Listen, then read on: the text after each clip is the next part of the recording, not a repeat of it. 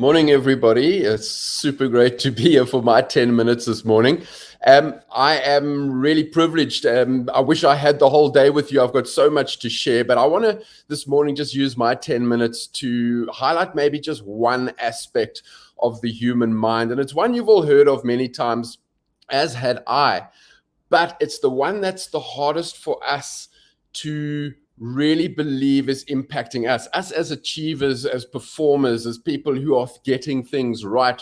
We tend to think, well, it's only happening to other people, and that's not the case. And I've only had the privilege of finding this out when I've combined the element of extreme cold with extreme endurance, and that has acted to bring a very, very powerful defense mechanism that's working so powerfully at the back of our heads, incognito, steering us. No matter how successful you think you are, trust me, it's still there. And I know it because when you combine the element of cold and endurance, it brings us all to the fore, and you get a very, very first-hand look. You can look it in the eye, and you can gain an awareness of what is actually going on for you out there, upstairs. And only once you are aware of what's happening in this mind of yours and ours, can you actually do something about it? Because the human mind, I think we all know, is the gateway to absolute greatness. You know, no one ever argues when I say that. But I do get a bit of raised eyebrows when I say the following. This gateway to greatness, this human mind of ours, is our biggest limitation. It is designed to keep us safe. It has evolved over hundreds of thousands of years to make sure you stay inside your comfort zone, to keep you safe. And that's safe from doing something stupid, you know, walking off a cliff or walking into a fire over all these hundreds of thousands of years of evolution. However, quite a dangerous side effect of this powerful defense mechanism that we all have is that it has evolved to keep you safe from the pain that comes from failure. Because when we fail, there's a little bit of hurt, there's a consequence, there's possibly humiliation. And we've got this power tool that's making sure that does not happen to us. Every single one listening to me today has got an untapped, unexplored power tool sitting upstairs, but it comes with a default setting. And I call that default setting self-protect, designed to keep you safe. So few of us are ever going to realize there's a switch you can flick or a button you can press that takes you out of the self-protect way of looking at the world and looking at the problems and your impossibles and those big targets, etc., and puts you into what I call self-explore.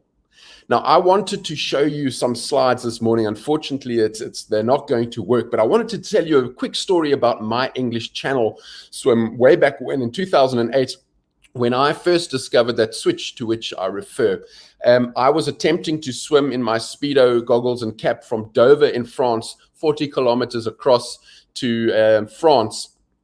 And at the time I took that on, the stats were that 90% of the people who attempt it will fail. It's only a 10% chance of success. That's what we believed. And still to this day, actually, more than 3 times the amount of people who have successfully summited Mount Everest and have ever made it across the channel. So it's a very, very big challenge.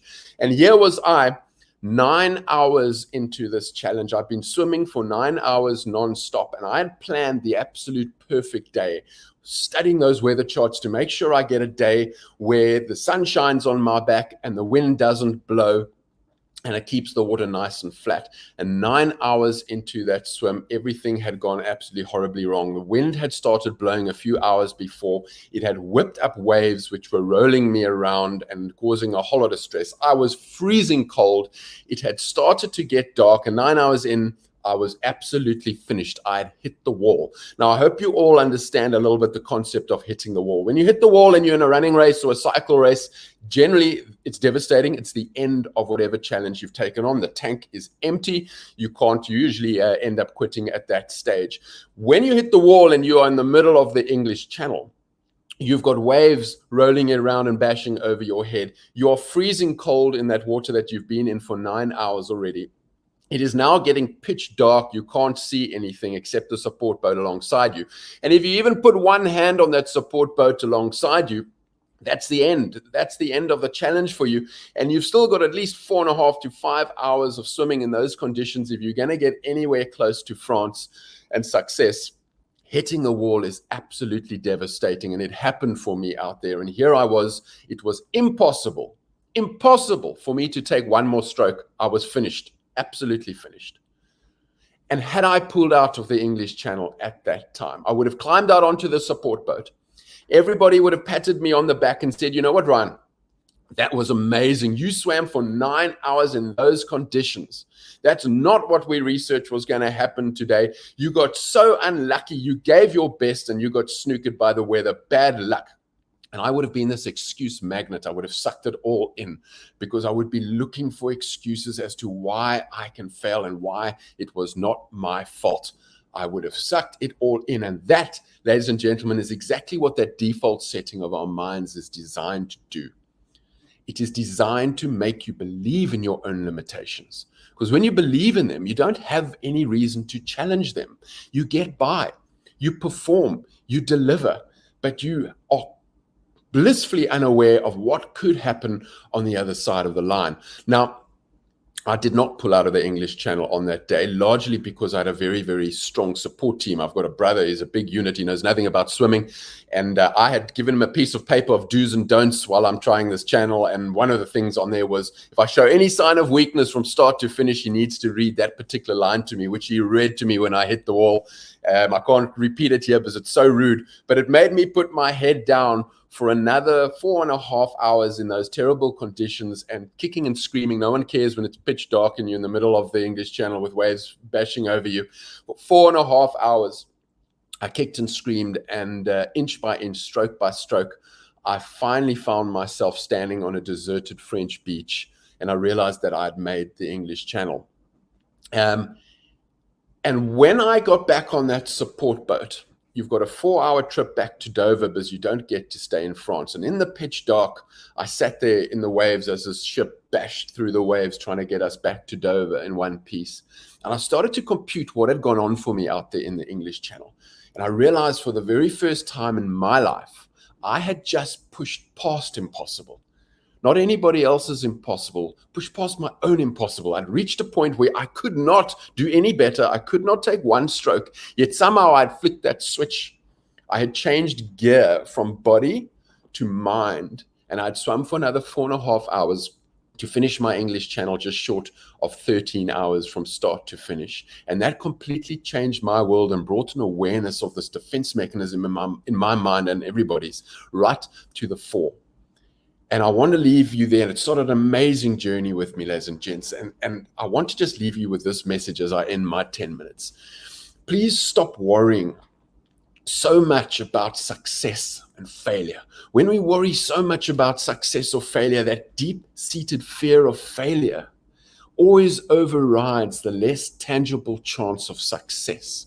And we end up not trying. We end up staying in our lane where we will deliver. We will get by. We've all achieved. We all have a roof over our heads. We all pay the bills. But we are largely blissfully unaware what happens on the other side of that line. And that takes risk. It takes an awareness, which is hard to get because you don't know what you don't know. And once you've got that awareness, you have to believe that it's applicable to you because you think you're doing just great. So why do you need to try harder? And once you believe it, you need to be brave enough to try. And there are consequences because when we try something we don't know, the risk, the door is open for failure. And we end up saying, you know what, I'll stay in my lane. So I challenge you all to face those little impossibles in your lives, those difficult decisions, the things you really think you cannot do. I want to challenge you to set goals you don't think you can do, rather than setting a goal that you know you can do. That's still comfort zone stuff. Even if it's a tough goal, even if it's a really tough goal that everyone's super impressed with, you know, if you do this, this, and this, you can probably get it right. When you set goals that you don't think you can achieve, that's where you've got to think a little bit and you've got to put yourself out there. And that's where you're going to learn and that's where you're going to grow. And ladies and gentlemen, that's how you raise the bar. Thanks very much. Back to you, Francois.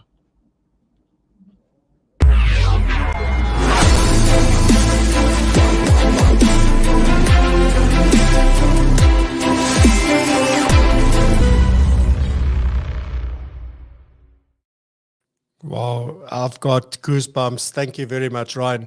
Yeah, guys, if you're ever having a conference or anything, get Ryan to do his full on Keynote. He is absolutely amazing. Thank you very much. Righty, so next up is our next panel, and this one is exciting. This is where a lot of conversations have been taking place over the last while. It is called Beyond Financial Planning. How do we help clients get to where they want to be? And again, a phenomenal panel. The facilitator is none other than Marguerite Gordon, and really excited for her to run the session. And with that, let's get it started.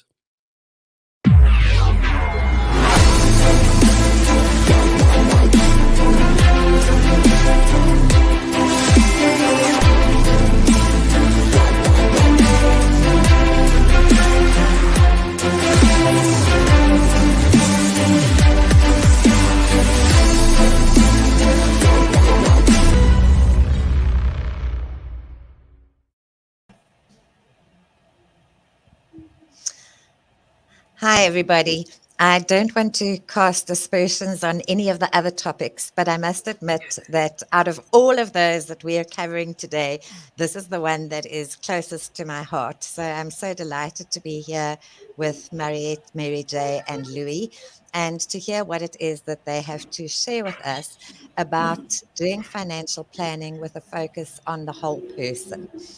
So each of them in our preparation session proved very humble, and they didn't want to focus on their professional expertise too much, but they've each been selected because they have professional expertise where the type of engagement that they do around the human side of financial planning is in the realm of the extraordinary.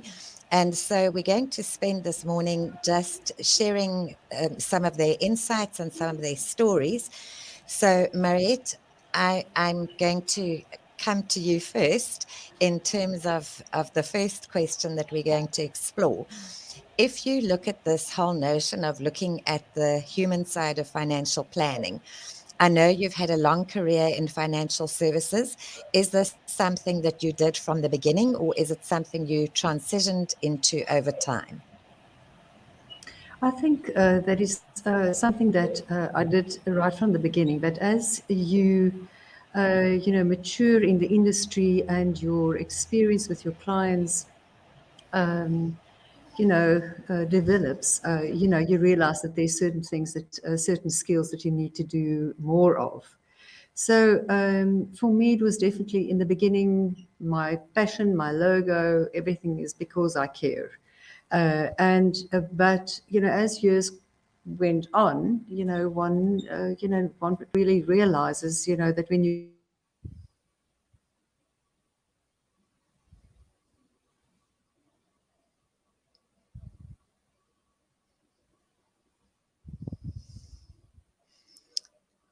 We seem to have Mariette frozen there.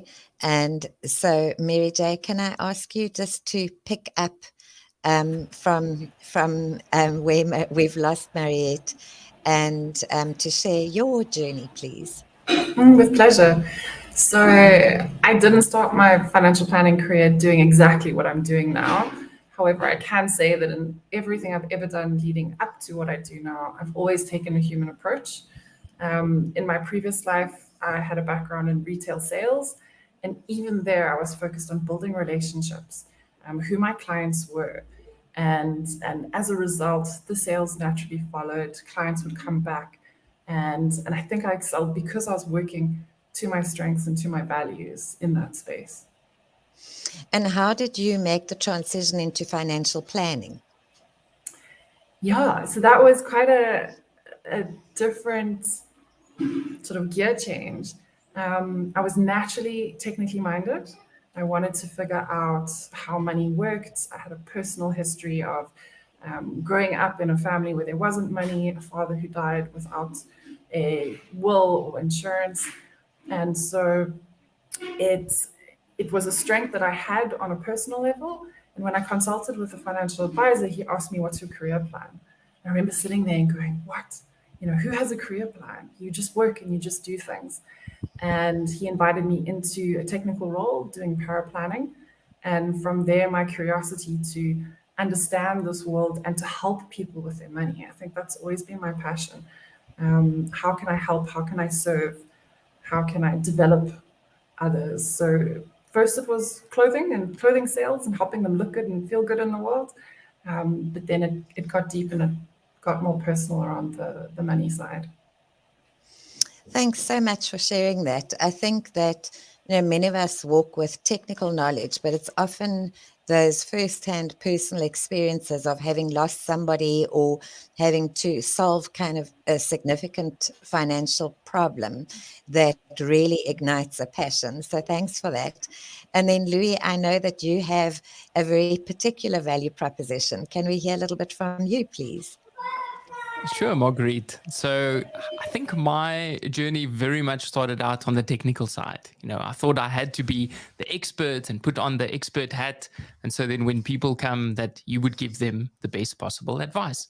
And even though that's still relevant, when you deal with someone that's maybe going through a major life transition, so maybe losing your spouse or even changing careers, changing house, your emotions tend to override those decisions. And as financial planners, we get frustrated with our clients saying, but you know exactly what you need to do. Why aren't you doing it? And it was when I read Dr. Moira Sommer's book, Advice That Sticks, that I realized that so much of this is driven by the emotions, yet we spend so little time unpacking that and understanding it. And at the same time, the Alan Gray Behavioral Coaching Program came around. And, delving into Mary's world of coaching just showed this whole new wealth of tools that we can use with our clients. And I think we might be doing them a disservice if we don't bring some of that to the table, not only wearing the expert hat, but allowing them to make their own path and craft their path, because this is their money, right? It's not our money. So I think one of the a little bit of a challenging question that I posed during the preparation was around the fact that having known and worked with many advisors, there are very, very few of them who are not fundamentally caring people. It's too hard a way to earn a living if you really don't care about people. And Mariette, I see you back with us. Is there anything you'd like to add? We haven't moved on beyond the first question. So I know that we lost you at the point where you said that this is something that's always been important to you. Anything that you'd like to add before we move on? No, I just think that, we all have got a very unique type of personalities and we all do things in our own authentic way, So I think one's got to just stay true to yourself and, move towards being a better version of yourself for your clients with what you do. But I think, you inherently have got certain of these traits, and that's, I think, why we bring something different to the industry by just being us. So I think, I was saying that most financial advisors are really, they really care about people, and I think excellent behaviorists, because they understand the impact of emotion in decision making, for example. And so there might be people here who think, I'm already doing this. So I'm not sure that there's anything particular that I can learn from this discussion today. And in terms of your respective journeys, how have you transitioned into working to a greater extent with the whole person, and what is the biggest benefit of this been? So Mariette, I'm going to start with you. You happen to be at the top right of my screen. Happy to go. So I noticed a couple of things, and I think, what do they talk about, that perfect storm, where you start to notice and connect the dots between various experiences you have. So the first thing was, what felt natural to me was spending time with clients, getting to know them, helping them where they were at, showing them the choices available to them. However, it took a lot of time, and I'd get in trouble with my boss because I'd come back to the office after a 3-hour meeting and I'd have blank papers. And it was a nice conversation, but we weren't getting paid. At the same time, I also noticed that I was feeling unsatisfied sitting with other clients who were paying us, and often these were big 10, 20, 30 million rand clients, and trying to help them save money on things like, medical aid and their investment fees. I also noticed that I felt so much satisfaction helping clients get out of debt, helping clients start investing, taking those first good steps towards themselves and their futures, getting their finances in order. But I wasn't getting paid for this either. And then I noticed too that some clients loved the advice, loved the planning. Their heads were like, yes, let's go on this journey. But there was a gap between what they said they wanted and the choices that they made. So all of this sort of created that perfect storm where I went, I've got to do something differently. I need to develop the skills to engage with them around the things that we're not talking about, i.e. why do I give you advice and you don't follow through? And I need to find a business model that also helps me add value and, earn a living wage on the other hand as well. Thanks so much. That was quite a mouthful, and I think there's been, from what you've said, a definite progression, and also exploring the question of how one spends the right kind of time with people and balances it with the need to earn an appropriate living or to be remunerated appropriately. So thanks for that. Louis, what would your response to this question be? Marguerite, I think it's a complex question. And so the way I would approach it is to maybe consider thinking about areas where there isn't a solution for a client. I had a conversation yesterday with a client who lost her spouse 3 months ago. There's nothing I can do to fix this problem, right? I can't bring him back from life. But what I can do is I can show up in a gentle manner. We can have a conversation that's not therapy in nature, but it's therapeutic. It helps her feel in control and helps her understand what the next steps are to do. And I used to think that I did that, but I did a really poor job. I was navigating in the dark, right? And only when you go through some training and you exercise this muscle, do these blind spots start to reduce, and you can say, oh, actually, it feels like I'm getting more confident at this. The conversations are going a little bit easier. And the client's experience of that is it's moved to another level. I think we should be remunerated extremely well because the jobs that we do is extremely important. There probably isn't a occupation that's got a bigger impact in someone's life. Maybe healthcare, but very few doctors talk about your money, right? This is something that seeps into every part of your life. And what a privilege it is to work with clients. So I remember when we met in advance that you mentioned that sometimes there was something as simple as changing the setup of the physical space to make it easier for people to have private conversations. Can you expand on that, please? Oh, absolutely. I think it's an evolution, right? So every single thing that you can question, I think it's worth expanding and saying, is this helping the experience of this client or is it hindering? We used to have an open plan office and clients said that they loved it. They came into the boardroom, we could pull different people into the meetings, but that worked for some of the meetings, but definitely not for all of them. And so we had a boardroom in that office and it was very darkly lit and it felt very depressing. We said, well, actually, how do we change this experience so that when someone comes in, they're open to hearing what we're saying? And I think sometimes we're our own worst enemies, right? We create these barriers to the advice that we're delivering that someone maybe just, they can't hear it. They're not in a position to be able to hear what we say. And we say so much that they also don't know what to take away. So the practice really is, how do you condense what you're saying into something that's really meaningful for that client right at the right time? A step that they're ready to take, and also something that moves them into their direction, not our agenda, right? The direction of where this client wants to be. And for a lot of them, they don't know what that is. And so now it's spending time figuring out, what does this new chapter in your life look like and what can it be? Mariette, what's been in your thoughts as you've listened to our other two panelists share their experiences? Yeah, we obviously have got the same heart space. I agree totally about the gaps that there is. The gaps between what we as advisors, and not only advisors, might it be fiduciary people, might it be anybody in the financial industry, there is certain gaps. You can't understand when you meet with a client that they don't sign, or that you've gone through so much trouble in explaining all the details and, what the benefits of what is happening, but still they are hesitant in making that decision. So, and also the way that we as, I talk about myself. I mean, in the beginning, I'm a solution-driven person.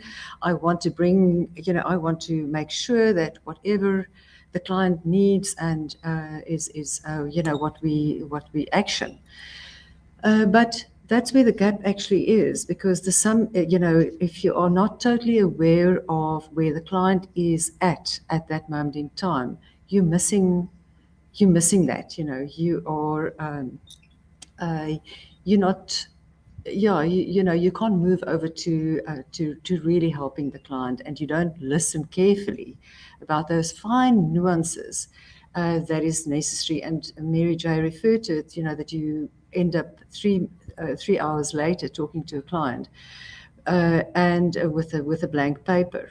But it is those clients that you listen to and that you help navigate, by actually giving the work back to them, and for them to realize, but this is actually what I need. This makes sense to me.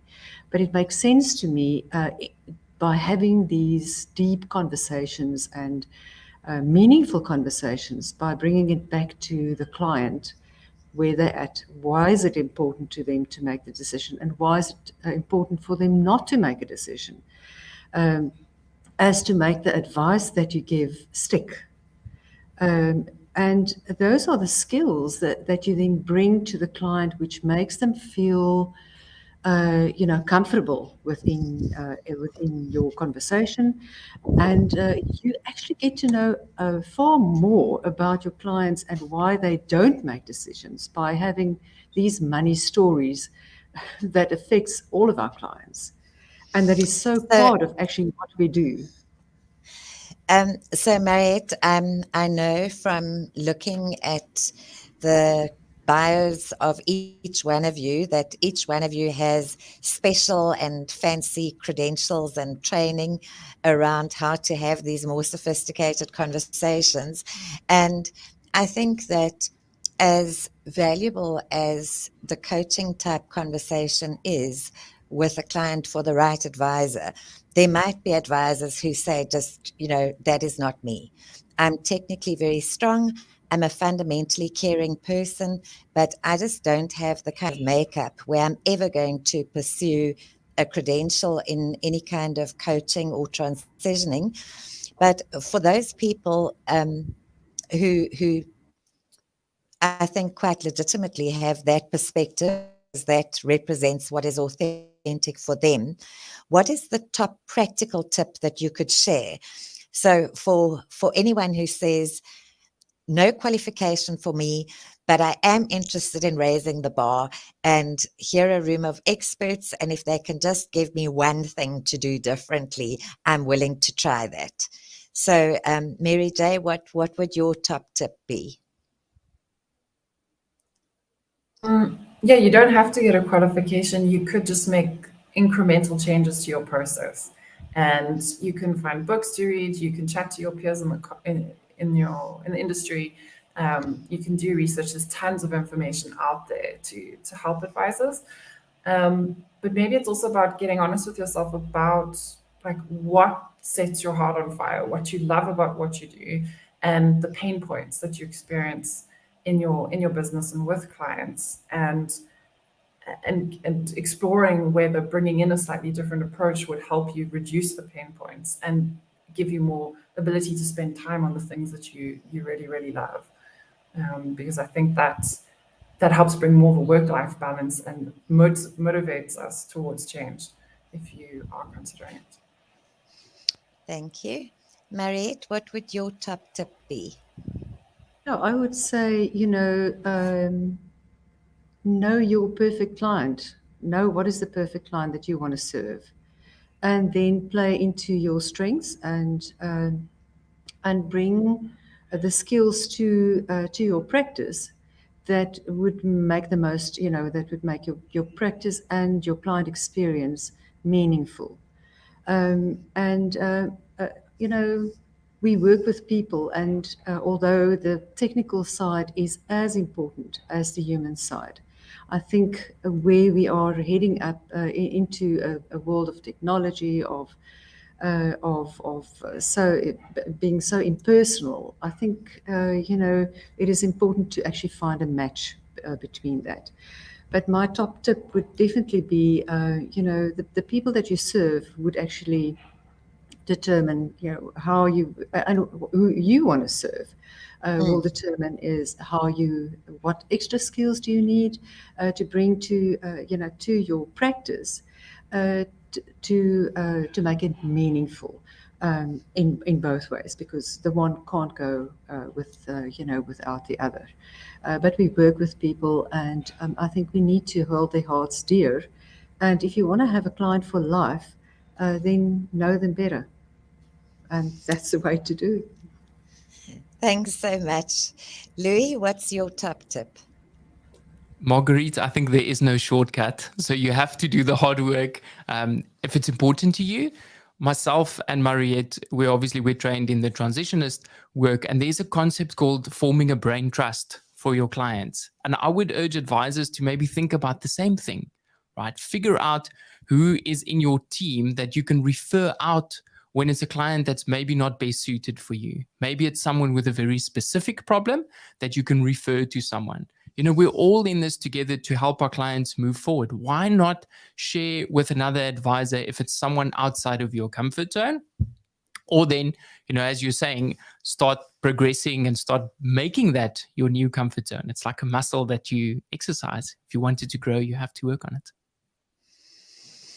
So I think one of the biggest transitions that I've seen in advisor behavior in their level of professionalism is a transition from a scarcity mentality to an abundance mentality. And if I think back to 15 years ago, the notion of sharing a customer or a client with somebody else because they weren't a good fit for you was pretty much unheard of. And so it's really great to see, not only in this panel, but in the advisors that I see in operation around me, an increasing willingness to share professional knowledge and good practice with each other for the benefit of the entire profession. And I mean, I guess that what Frans was doing with this type of initiative and the work that he does is promoting that kind of abundance mentality, to say that we have so many people in this country who are under-advised that there are more than enough clients to go around. We don't need to hang on to any one individual because, as Mariette says, that client fit is so important. And she might come across people who just are not themselves that warm and fuzzy and might not love that process of introspection that she specializes at. And I would imagine that person would be better served then by a relationship with a different advisor. Louis, any closing thoughts from you? Where do you see yourself in future? Is it more of the same or something a little bit different? Marguerite, that answer might differ depending on the day, but I find myself going down these rabbit holes, and for me, it's focusing. So it's working exclusively with widowed people. It's offering more to them in a time when it's extremely difficult. It's closer relationships, and it's building the skills to whatever would serve them. Maybe it means adding skills as a grief counselor. Maybe it's understanding estate administration even better. And so if we want to move this profession forward, I think we can put on our creative hats and saying, well, why does it only have to look like this? Why can't it look like this? right? Where someone actually gets excited to meet with their financial planner. I hope we can get to do that. Thanks so much. Mary J, what would be your magic moment? My magic moment. I'm working on the business model of the future. For those of us that are young, coming into this industry, wanting to create a business of value, wanting to share profits to own, as well as serve the people that need help. I'm passionate on finding that balance of that business model where we can scale our impact as well as scale the benefits so that it's a win-win for all stakeholders. That's a great vision to look forward to. Thanks so much for sharing. And Mariette? Maybe it's because of where I am in my life, but I think to have a well-rounded, approach to one's clients' financial well-being, brings all these other parts into play, which I think is important because, it's not just only about finances, it is about all these other things, your family, your career, and when I deal with my clients, I bear that in mind because, I think that is, to feel well balanced and satisfied and happy in life. Everybody's looking for that happiness and that joy. And I think we've got a very important role to play as financial advisors in not just only making sure our own lives are well-rounded and well-balanced, but also looking at our clients' well-being to make sure that the things and the advice that we give in terms of our finance speaks into the rest of their well-being and to make sure that they're happy at the end of the day. So that is definitely what I'm pursuing further. Well, thank you all for your contributions. I think it's evident that each of you, despite having similar interests, has a unique lens on these questions. So I'm hoping that the variety in the panel and the not only the similarities in your perspectives, but the differences in your perspective have lit some sparks for people who've been listening today. So thank you so much. And thanks, Francois. Shout out to you for arranging an event where those of us to whom people are important get to have discussions of this nature.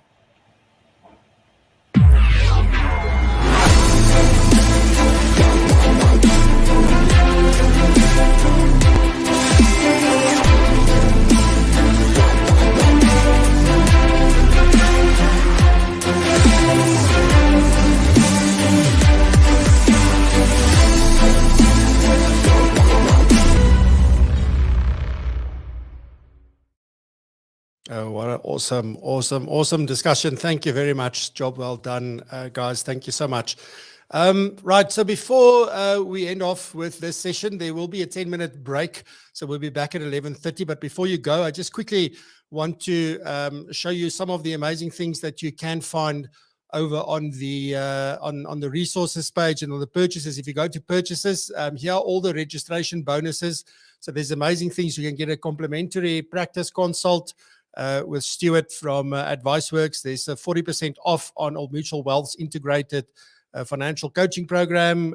There's some phenomenal information around retirement and understanding life rights. And then also there's a 15% discount on Profile Me. And there's a massive Profile Me giveaway worth $10,000. So please go check that out. You can just click on the downloads there to get the information. And with that, let's hear from two of our amazing sponsors.